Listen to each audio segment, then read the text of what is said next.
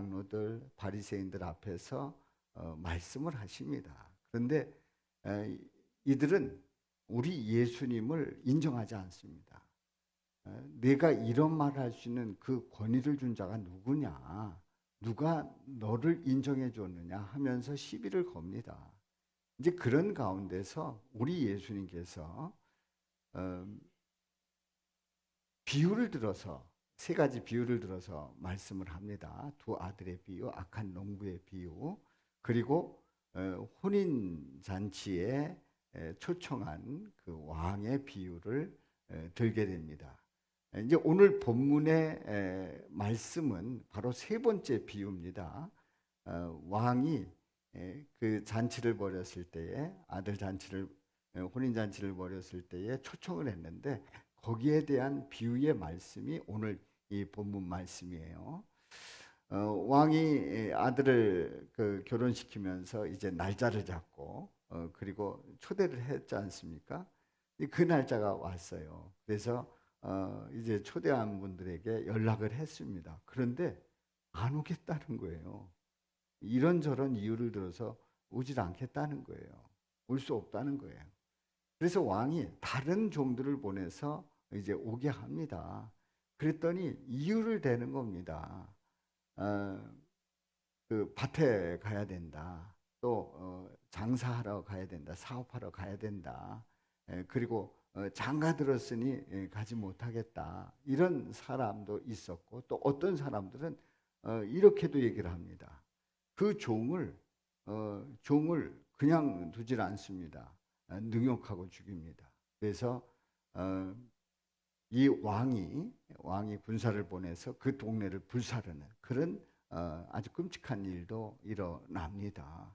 이런저런 이유로 그리고 거부하면서 또 종까지 죽이는 그런 일까지 벌어집니다.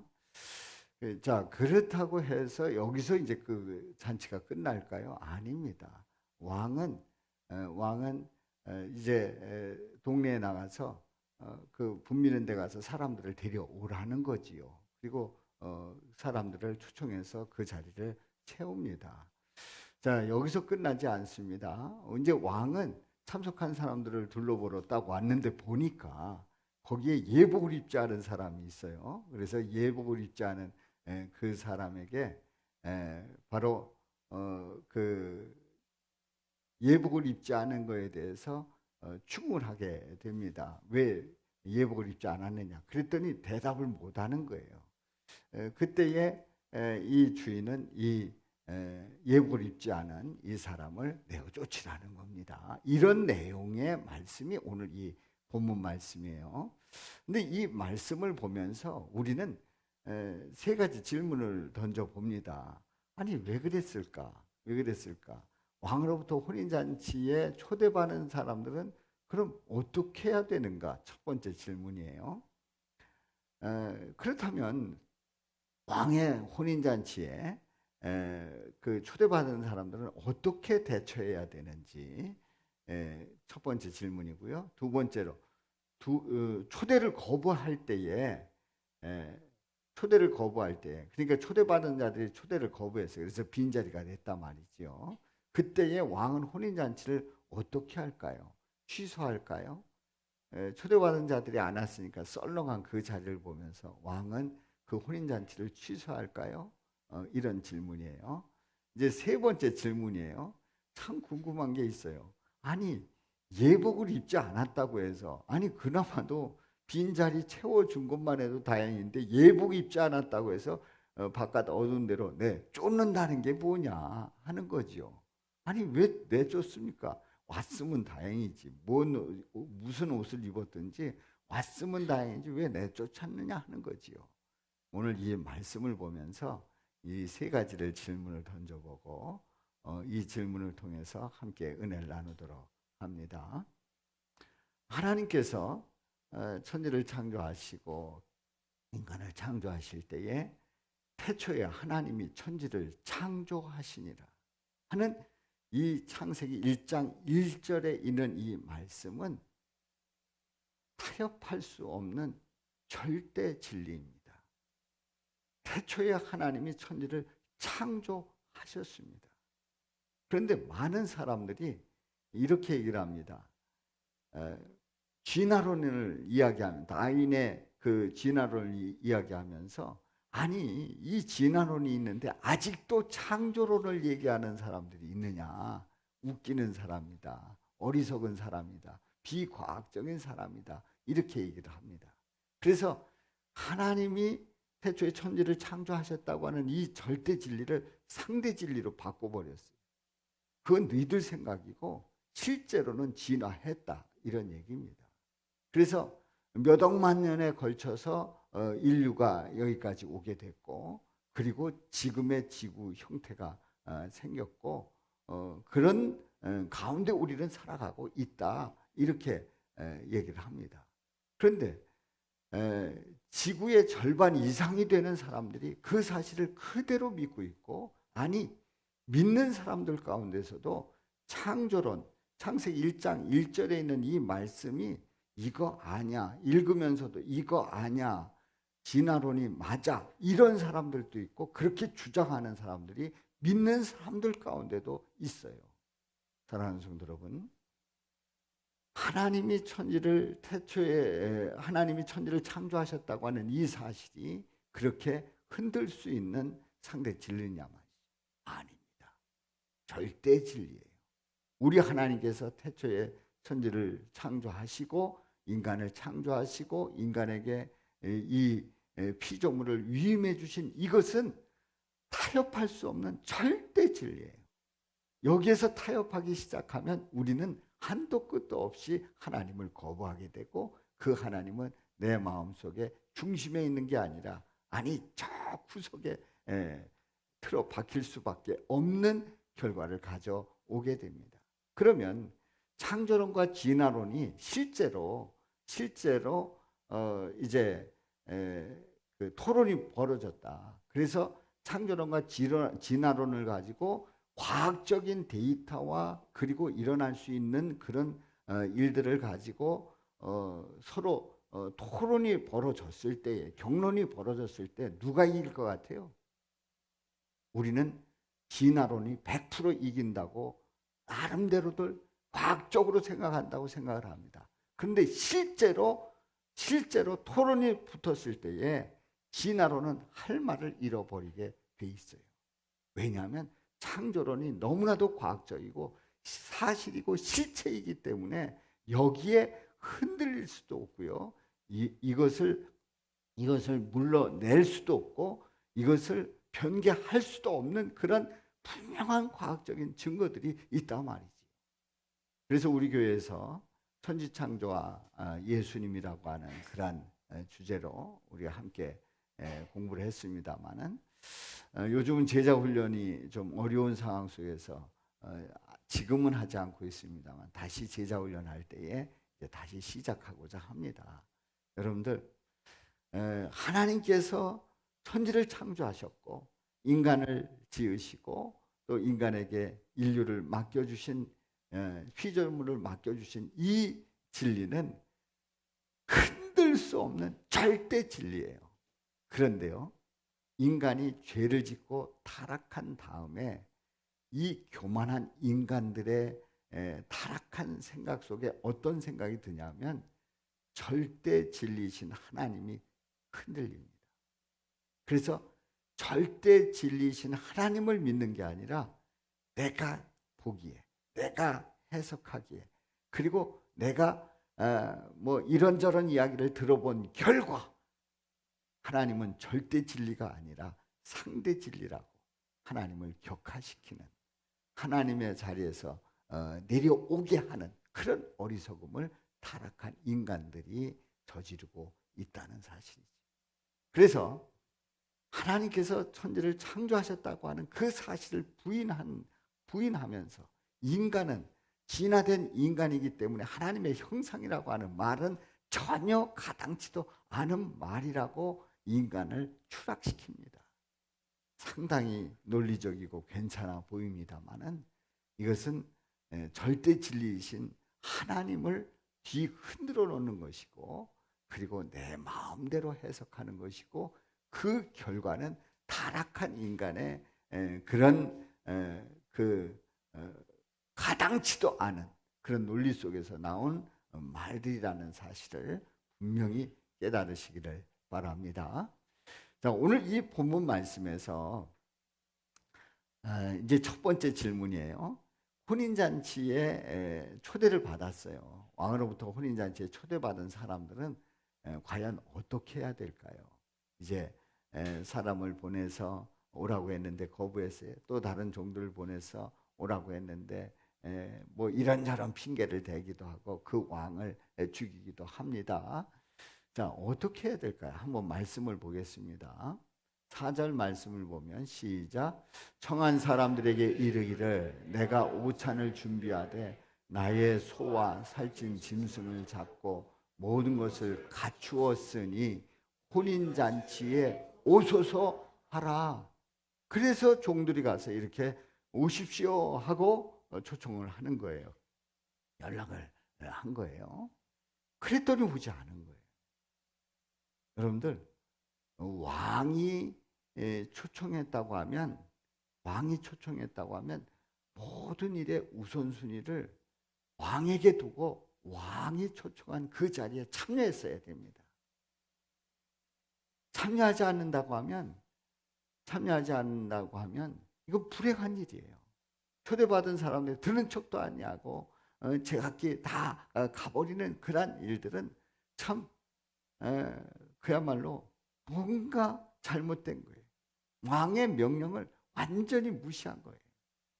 왕이 명령했을 때, 왕이 초대했을 때, 그 왕이 초대한 그 자리는 모든 것을 뒤로 하고 우선순위에 두면서 그리고 나갔어야 됩니다.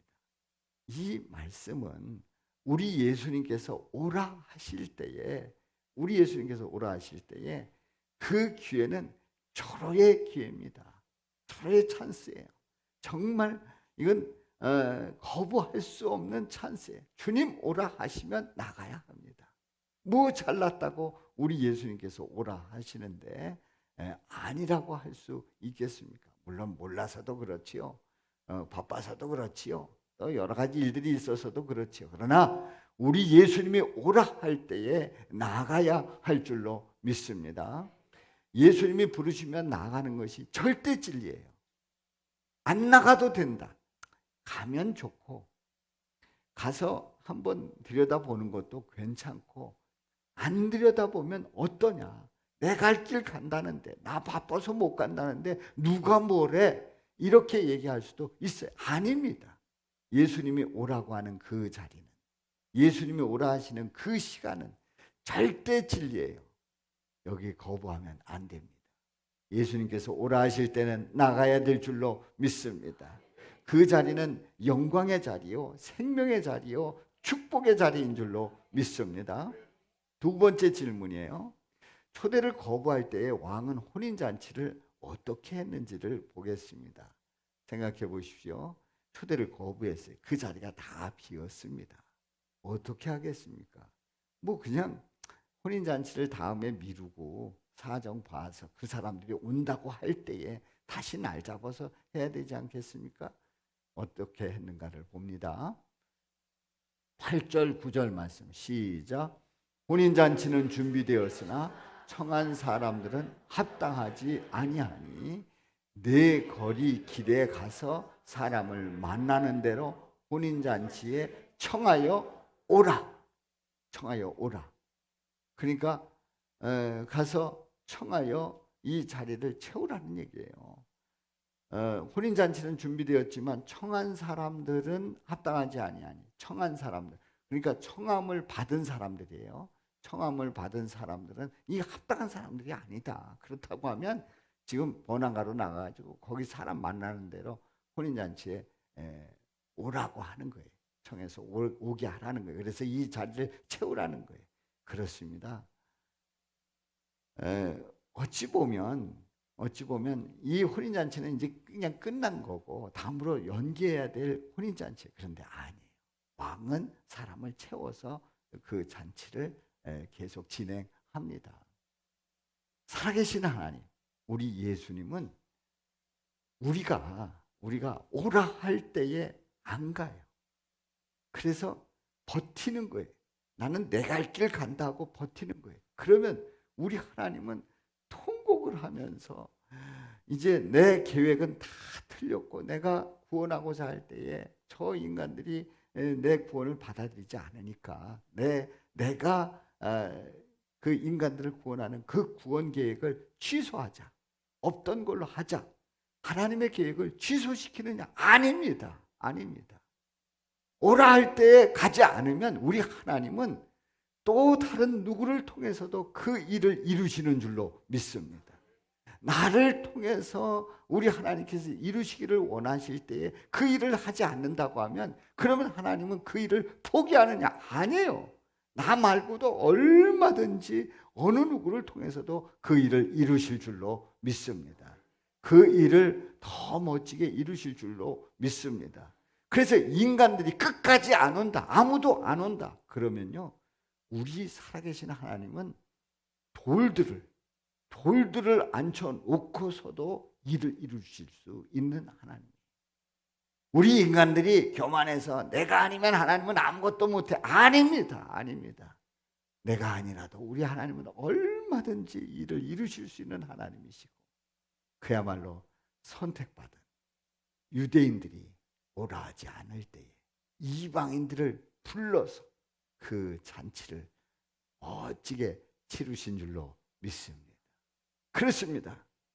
유대인들은 오기를 거부했어요. 그런데 이방인들이 주님 앞에 나오게 됐고 그리고 예수님을 고백하고 예수님을 받아들이고 예수님을 땅끝까지 전하는 놀라운 대역사를 이루신 줄로 믿습니다. 그렇습니다. 우리 예수님께서 그러므로 오라 하실 때는 우리는 나가야 합니다. 이 절대 진리예요. 나 아니고도 우리 예수님은 얼마든지 일을 이루실 수 있는 하나님이심을 고백하면서 세 번째 질문을 던져봅니다. 예복을 입지 않았다고 해서 바깥 어두운 데로 내쫓을 수가 있을까요? 오늘 이 본문을 보면서 아니 예복을 입지 않았다고 해서 내쫓을 수가 있을까 하는 얘기입니다. 왕이 이제 잔치자리에 와서 이제 둘러보는 거예요. 둘러보는데 와서 딱 보니까 예복을 입지 않은 사람이 있어요. 말씀을 보겠습니다. 그에게 뭐라고 그랬어요? 시작. 친구여 어찌하여 예복을 입지 않고 여기 들어왔느냐. 아니 친구여 어찌하여 예복을 입지 않고 여기 들어왔느냐. 예복 입지 않고는 여기 들어올 수가 없다는 거예요. 없다는 거예요. 아니 그럼 이 예복 입지 않은 이 사람을 어떻게 했을까요?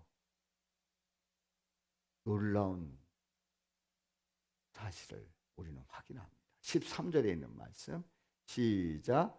그 손발을 묶어 바깥 어두운 데에 내던지라. 거기서 슬피 울며 이를 갈게 되리라. 아니 예복 입지 않았다고 해서 그 예복 입지 않은 그 사람을 손발을 묶어서 그 바깥 어두운 데에 내던지라는 거예요. 거기서 슬피 울며 이를 갈게 될 것이다. 이거 말이 안 되는 거예요. 생각을 해보세요. 지금 여기 있는 이 사람들은 미리 초대받았다고요? 아니면 지금 번화가에 가서 내거리에서 초청받았다고요? 예, 내거리에 가서 초청받은 사람이에요. 그러니까 미리 다 이렇게 준비되어 있지 않았던 사람들이에요. 그냥 지나가다가 친구네 가다가 놀러 가다가 또 뭐 사러 왔다가 잔치자리가 있다고 해서 들어온 거예요. 그런데 예복 입지 않았다고 해서 그를 묶고 바깥 어두운 데에 던지라는 거죠. 이게 웬일입니까? 사랑하는 성도 여러분, 이 예식은 예복을 입어야 된다는 거지요. 그럼 이 예복은 아니 준비도 하지 않았는데 언제 이 예복을 입습니까? 왕은요 이 잔치에 참여할 수 있도록 예복을 다 준비해 놨어요. 그래서 온 사람들은 그 예복을 입고 들어오면 되는 거예요. 이 예복을 입고 들어오는 거예요. 근데 다른 사람들은 다 거기 예복을 입다고 그래서 그 예복을 입고 들어온 거예요. 그런데 이 사람은 아이 뭐 그냥 입던 거 입으면 어때? 어? 그냥 뭐 내가 저 편하게 입고 들어온 거 편하게 입고 들어가면 되는 거지. 무슨 예복은 뭐 예복이냐. 잠깐 입고 그냥 끝날 건데 무슨 예복이냐고. 그리고 그냥 들어온 거예요. 다른 사람들은 바깥에 준비되어 있는 그 혼인잔치에 참여하는 사람들을 위해서 준비해 놓은 그 예복을 입고 들어왔는데 그 사람은 그거 필요 없다. 그냥 나 그냥 들어올래. 그러고 들어온 거예요. 제가 군에서 제대를 했어요. 85년도에 제대를 하고 85년 그 가을에 친구 결혼식이 있어서 참여를 하는데 군에서 군복을 입고 제복을 입고 있었던 그런 생활이 너무 싫어가지고 친구 결혼식에 추리닝을 입고 갔어요. 추리닝을 입고 갔어요. 그래도 여기에 저기 줄은 없는 거예요. 그래도 줄은 없는 거예요. 줄은 없는 추리닝을 입고 갔어요. 그리고 아주 편하게 이제 덜렁덜렁 간 거죠. 왜냐하면 군에서 그 제복 입고 다녔던 게 너무 이렇게 저를 얽매는 것 같아서 아주 편하게 이제 간 거예요. 그리고 결혼식에 갔는데 가서 이렇게 둘러보니까 추리닝 입고 온 사람은 저 혼자밖에 없더라고요. 근데 조금 그렇더라. 그래서 나는 해방됐다, 자유롭다, 막 이거에 이제 만끽하고. 그런데 이제 거기서 안 입고 간 걸로 끝났으면 괜찮았어요. 이제 끝나고 나서 사진을 찍더라고. 내 친구들 사진 찍는데 제가 그냥 앉아 있더니 나와서 찍으라는 거예요. 제가 그때 판단을 잘했어요. 그때 제가 가서 찍었어야 돼요? 안 찍었어야 돼? 그때 말이죠. 제가 자리에 그냥 버티고 나 이거 이렇게 입고 와서 나 안 나간다고 그랬어야 되는데 또 주책이 가가지고 찍었네요. 그런데요. 제가 언제 한번 봤는데 다 정장 입고 다 이렇게 멋지게 찍었는데 저 혼자 추리닝 입고 찍었어요. 저는 그 친구 볼 때마다 늘 그게 걸려요. 어느 장례식에 그 친구가 왔더라고. 그 얘기 하려다가 말았어요. 그게 늘 그 친구만 보면 걸리는 거예요. 그러니 그 친구가 결혼식 사진 볼 때마다 얘는 누구, 저 친구 아내가 뭐라고 그러겠어요? 얘는 누군데 이러고 왔어? 근데 거기서 끝나지 않는 거예요. 그 아들들이 또 이렇게 딱 그 아버지 저기 결혼식 사진 이렇게 보다가 이 사람은 뭔데 이러고 왔어? 근데 그 손주가 또 할아버지 할머니 결혼식 사진 보다가 다 멀쩡하게 입었는데 얘는 또 뭐 이 인간은 도대체 어떤 인간이냐고 그럴 거 아니냐 말이에요. 지금 생각하면 얼마나 창피하고 미안한지. 아무튼 저는 오늘 이 말씀만 봤다면 그 생각 떠올라가지고 저에게 완전히 트라우마로 이렇게 자리 잡았어요. 여러분들 그 잔치에 어울리는 예복이 있단 말이지요. 우리가 예배하러 올 때에 예배에 어울리는 예복이 있단 말이지요. 우리가 운동하러 가는데 넥타이 매고 나 센터포드 갈래 하고 뛰어다니면 그거 얼마나 주책이냐 말이에요.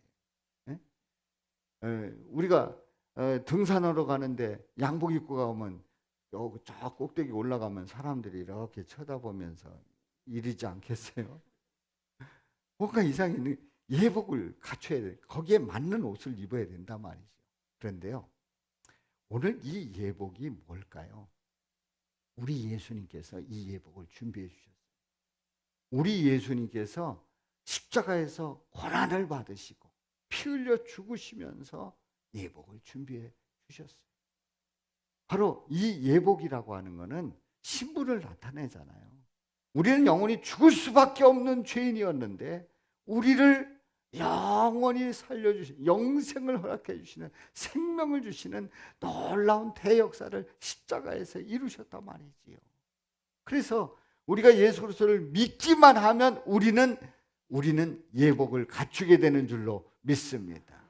예수 그리스도를 믿기만 하면 바로 나에게는 새로운 옷이 입혀지는 거예요. 옛 하나님을 모르는, 하나님과 상관없었던, 예수님을 전혀 믿지 않았던 그때의 옷과 예수님을 믿고 난 다음에 옷은 분명히 달라지는 거예요. 우리 눈으로 볼 수 없는 그 멋진 예복이 준비되는 거예요. 바로 여기 이 잔치 자리에 예복을 입지 않은 사람을 쫓아낸 것은, 나 예복을 입지 않고서도 천국에 갈 수 있다고 하는 그 사람을 우리 하나님은 내쫓으시는 거예요. 안 된다, 안 된다. 묶어서 바깥 어두운 데에 던지는 거예요. 지옥에 가는 거죠. 예복을 갖출 때에만이 잔치자리에 참여하고, 그리고 그 영광의 자리에 들어가는 줄로 믿습니다. 그렇습니다. 우리 예수님은 우리를 위해서 예복을 준비하셨어요. 이것은 흔들 수 없습니다. 절대 진리예요. 여기에는 누가 타협하거나 꼭 예복 아니라도 되지 않습니까? 그냥 아무 옷이라도 되지 않습니까? 아닙니다. 절대 안 됩니다. 이거는 하나님께서 정해놓으신, 예수 그리스도를 통해서 예복을 정해놓으신 이 예복은 어느 옷도 안 됩니다. 예수 그리스도께서 입혀주시는 옷만 가능한 줄로 믿습니다. 아멘입니까?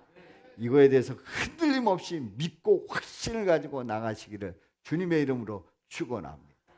도마가 물었습니다. 도마가 뭐라고 물었어요?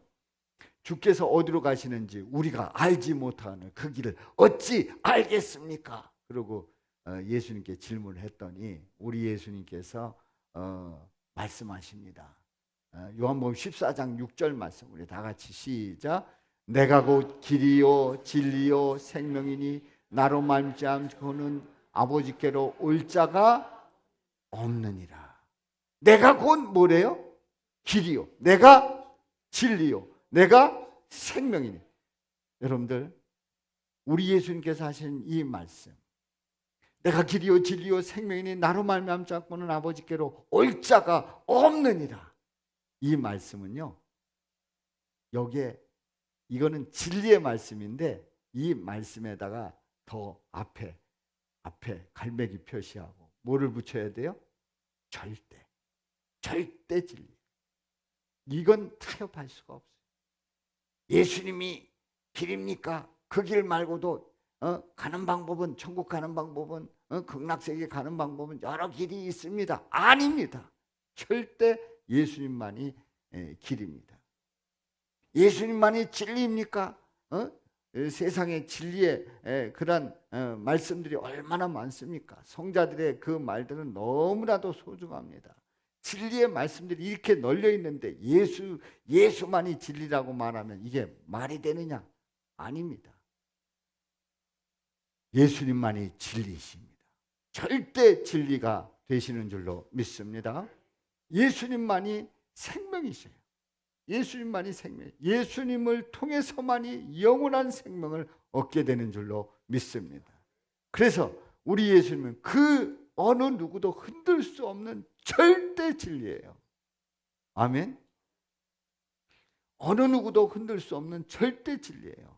그리고 누가 흔든다고 해서 흔들리지도 않는 절대 진리예요. 생각해 보세요. 흔들 수 없는 절대 진리다. 세상이 이렇게 저렇게 흔들고 우습게 여기고 또 기독교를 다른 종교와 비교해 볼 때 사람들의 호응도가 전에는 1위였는데 지금은 4위, 5위 정도 되는 거 보면 기독교는 아무것도 아니고 예수는 아무것도 아니다, 이렇게 한다고 할지라도 여러분들, 우리 예수님은 절대 진리인 줄로 믿습니다. 흔들 수 없어요. 흔들리지 않는 절대 진리예요.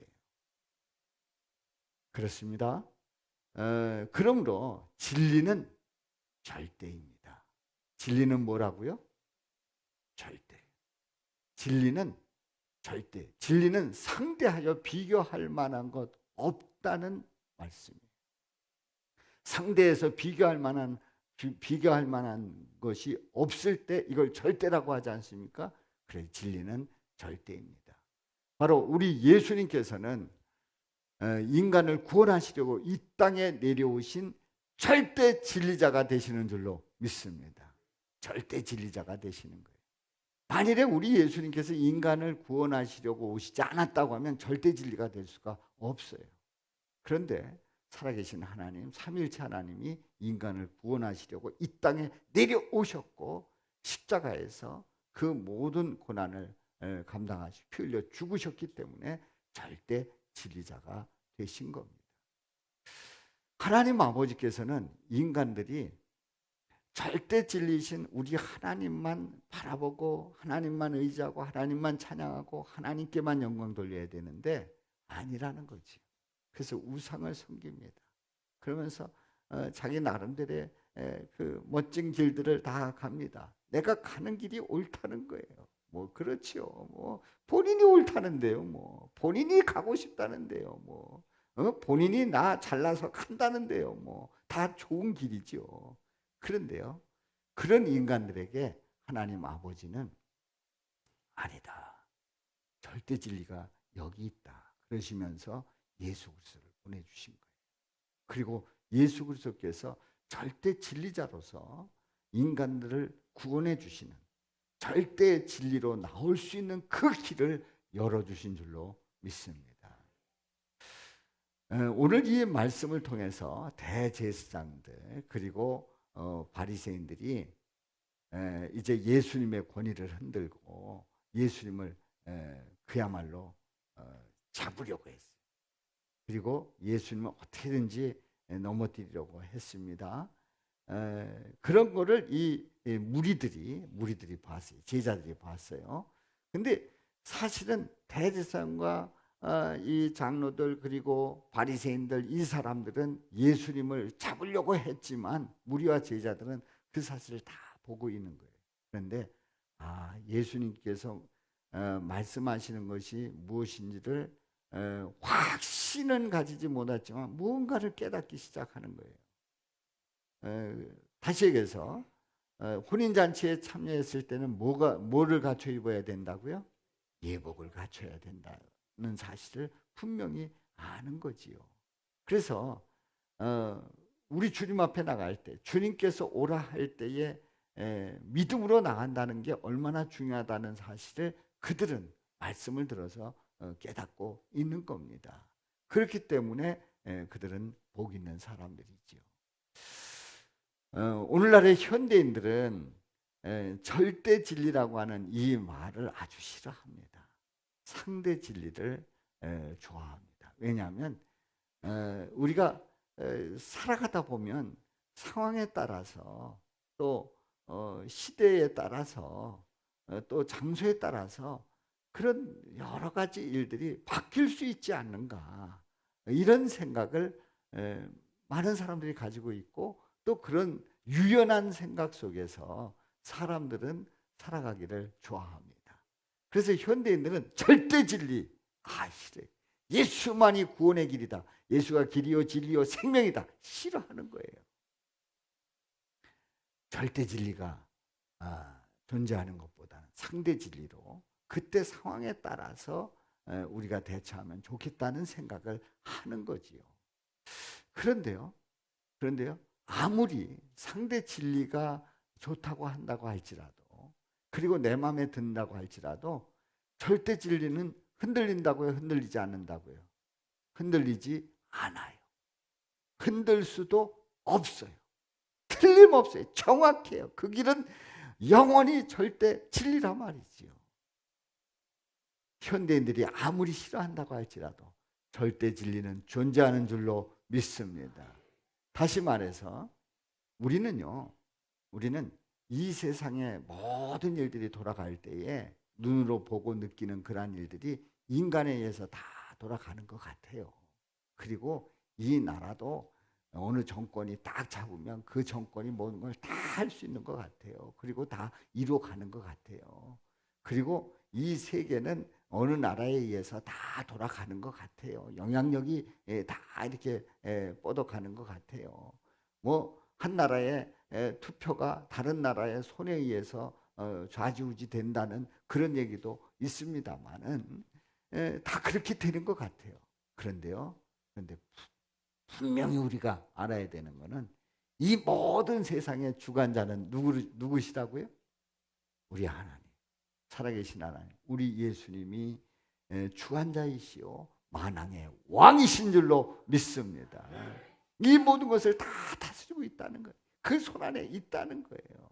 그래서 기독교가 별 볼 일 없어 보여도요, 우리 하나님께서 다시 부흥의 때를 주시면 아무리 예배를 제한하고 그리고 상황이 그렇게 된다고 할지라도 다시 부흥이 일어나고 그리고 예수님을 찬양하고 예수님께 영광 돌리고 예수님을 고백하면서 예수님이 아니면 나는 살 수 없다고 하는 분명한 고백 속에서 예수님의 예복을 입는 사람들이 많아질 줄로 믿습니다.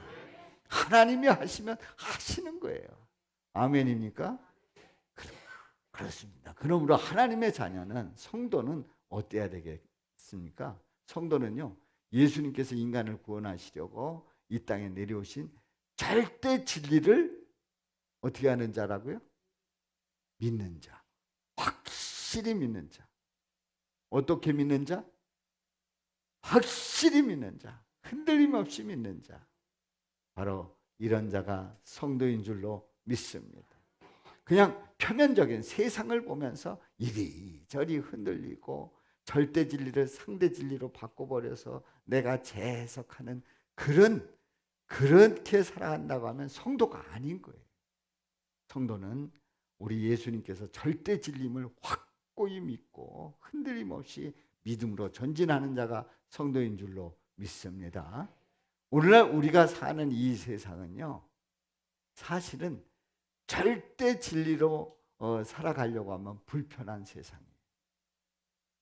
차라리 상대 진리에 그런 유연하게 살아가는 게 이 세상이 더 편한 세상입니다. 요즘 세상은 그렇습니다. 나 예수 믿습니다. 나는 예수 아니면 안 됩니다. 나는 주의를 지켜야 하고, 그리고 나는 예수님을 고백하면 나는 예수님의 뜻대로 살겠습니다 라고 하면 한마디로 해서 왕따도 당할 수 있고요, 그리고 사람들이 별 좋아하지 않을 수도 있는 이 세상 속에서 우리는 살아가고 있단 말이죠. 여러분들 어때요? 그런 걸 느끼지 않습니까?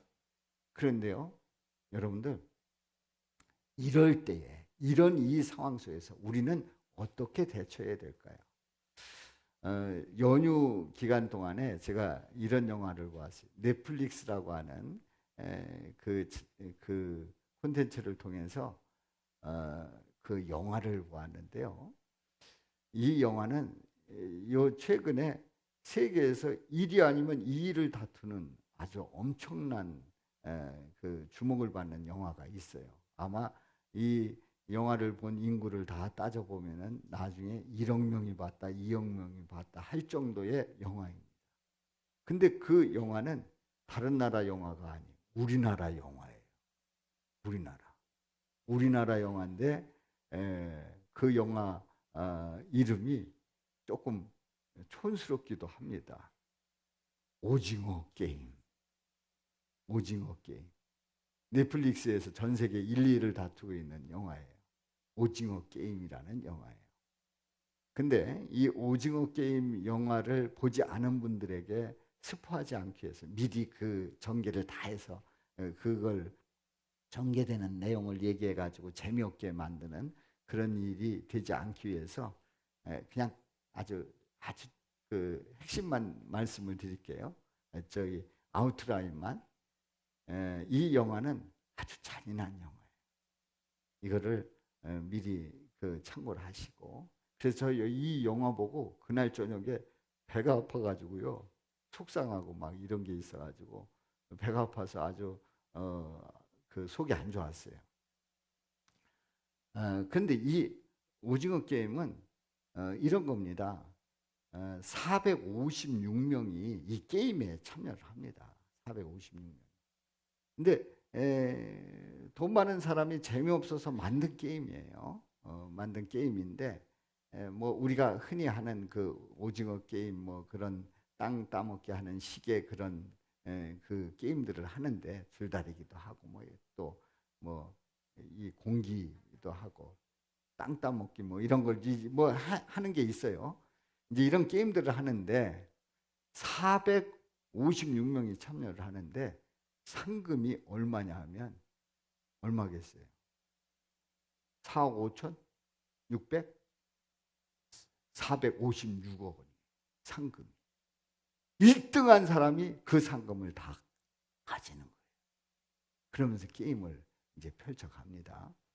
이제 요거는 여기까지만 말씀드리고, 이제 제가 관심 있게 본 것이, 근데 이 오징어 게임의 이 영화 속에서 그 단편이 다 그 인생을 다 이렇게 비유하고 있더라고요. 그래서 저분은 인생을 이렇게 보고 있구나.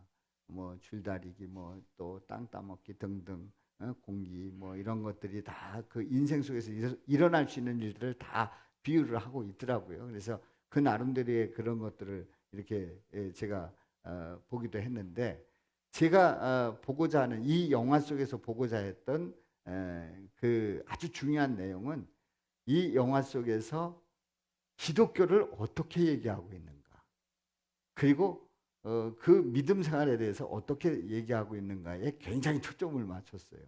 그랬더니요, 이 영화 속에서 한마디로 얘기해가지고 거기 게임에 나온 사람이 막 기도도 하는 거예요. 잘 되게 해달라고 기도도 하고 어쩌고 저쩌고 기도를 하는 거예요. 그런데 이 오징어 게임이라고 하는 이 영화 속에서의 이 기독교는요, 아무 영향력도 없어요. 기도해봐야 소용도 없어요. 그리고 그렇게 하는 그 모습들이 얼마나 초라하게 보이는지 그야말로 창피하게 느껴질 정도로 기도하고 내가 교회를 다니는데 그게 창피할 정도로 그렇게 묘사를 하고 있어요. 한마디로 얘기해서 인생 게임 속에서 기독교는, 기도한다는 것은, 하나님을 믿는다는 건 별거 아니다. 이게 그 영화 속에 담겨져 있더란 말이죠. 제가 볼 때 이제 그렇게 해석을 한 거예요. 여러분들, 이런 영화 딱 한 번 보면요, 기독교인들은 내가 교회 다니는 거, 창피하고, 초라하고, 기도해봐야 소용도 없고, 그래요, 맞아. 내가 기도한다고 다 되는 것도 아니고, 이런 생각이 가장 들어갑니다. 오징어 게임이라 전 세계 1, 2위를 다투는, 나중에 몇 억이 볼 수 있는 이 영화 속에서 하나님을 마구 흔드는 거예요. 믿음을 마구 흔드는 거예요. 기도는 소용없다는 것을 그냥 흔들어대는 거예요. 그렇다고 해서 이 영화가 그렇게 영향력을 끼치고 그렇게 뒤흔든다고 해서 우리 하나님이 흔들립니까? 그 기도가 소용이 없는 거예요? 우리 믿음 생활이 창피한 겁니까? 아닙니다. 우리 하나님은 절대 진리이신 하나님이신 줄로 믿습니다. 내가 믿는 예수님은 자랑스러운 예수님이신 줄로 믿습니다. 우리의 자랑 예수 그리스도. 할렐루야. 그렇습니다. 우리가 살아가는 것이, 믿음 생활하는 것이 초라해 보이고 바보 같고, 그 영화를 보면 꼭 이런 표현하면 어떨지 모르겠어요. 꼭 병신 이러는 것 같은, 바보 이러는 것 같은 느낌이 들 정도로 아주 믿음, 기독교인에 대한 그런 아주 수치스러운 그런 표현들을 하는 거예요. 그런 것 같아도요, 예수의 길이 행복하고 예수의 길이 복되고, 그리고 그 길 속에 생명을 얻고 거기에 진리가 있고 예수님이 영접하고 살아가는 것이 더 복된, 훨씬 더 복된 인생임을 깨달으시기를 주님의 이름으로 축원합니다. 절대 진리이신 우리 예수님 믿는다는 게 얼마나 행복한가 고백하면서 믿음으로 나가시기를 주님의 이름으로 축원합니다. 그래서 우리 예수님께서 선포하십니다. 뭐라고요? 요한복음 8장 31절 32절에 말씀합니다. 시작. 너희가 내 말에 거하면 참으로 내 제자가 되고 진리를 알지니 진리가 너희를 자유롭게 하리라. 할렐루야. 진리가 너희를 자유롭게 하리라. 얼마나 멋져요. 주님 안에서 자유로운 그 놀라운 풍성한 그 삶을 살아갈 수 있음을 분명히 말씀하고 있습니다. 할렐루야. 바로 이 절대 진리신 예수님 분명히 고백하고 확신 가지고 나가시기를, 흔들림 없이 나가시기를 주님의 이름으로 축원합니다. 축원합니다. 그래서 우리는 어떻게 해야 될 건가? 보리떡 기도에 참여하자는 거예요. 내일부터 시작되는 보리떡 기도회에서 절대 진리 앞에선 우리가 해야 할 일들이 있어요. 그게 뭔지를 함께 은혜를 나누고자 합니다. 그래서 기도하면서 분명히 정립할 수 있기를 바라고요. 자, 우리 다 같이 외칩니다. 상대 진리는 예수님의 구원의 길을 거부하고 제 갈 길 가지만,